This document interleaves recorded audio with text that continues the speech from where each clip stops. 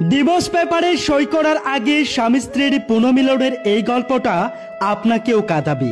ভাববেন একটা ভেঙে পড়া সংসারের জোড়া এইভাবেও লাগতে পারে। হ্যাঁ, ডিভোর্স পেপারে সই করার অপেক্ষা। স্ত্রীর চোখের জলে ভাসছে পেপারের একটা অংশ। সামনেই বসে আছেন স্বামী সহ কর্তৃপক্ষের লোকজন। একধারে মায়ের সঙ্গে আসা 10 বছরের মেয়েটিও তখনও বুঝতে পারছিল না বাবা মায়ের সাথে কি হচ্ছে। এতদিন সে চোখের সামনে বাবা মায়ের বিরোধ দেখেছে, তর্ক বিতর্ক দেখেছে, কিন্তু আজ সে দেখছে এক নীরব কান্না। 8 বছরের বিবাহিত জীবন, পরিবারে রয়েছে ছোট্ট একটি কন্যা সন্তান, কিন্তু দীর্ঘদিন ধরে স্বামী স্ত্রীর মিল ছিল না। বিগত 2 বছর বহু আত্মীয় স্বজনরাও চেষ্টা করেছিলেন একে অপরের সাথে মিল করিয়ে দেওয়ার জন্যই, কিন্তু স্বামী স্ত্রীর কিছুতেই মিল হচ্ছিল না।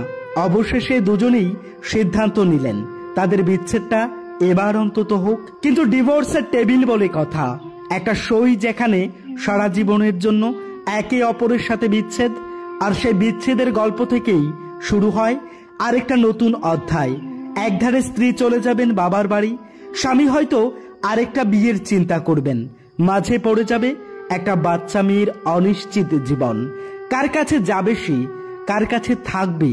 মায়ের পাশে থাকলে বাবার স্নেহ হারাবে, আর বাবার কাছে গেলে মায়ের। তবে না, এই গল্পের সমাপ্তিটা এখানেই শেষ নয়।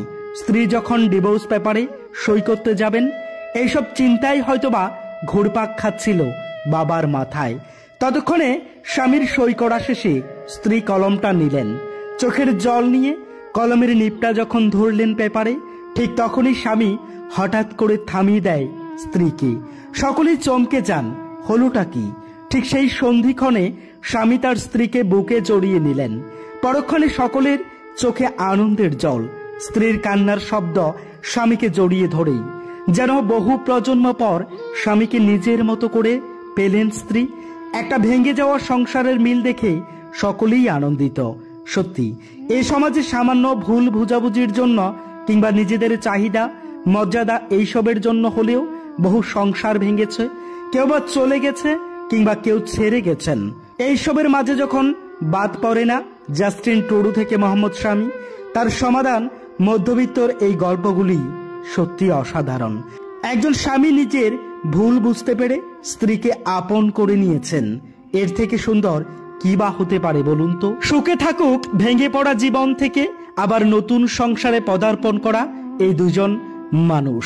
সুখে থাকুক তাদের সন্তান বাবা মায়ের কাছে।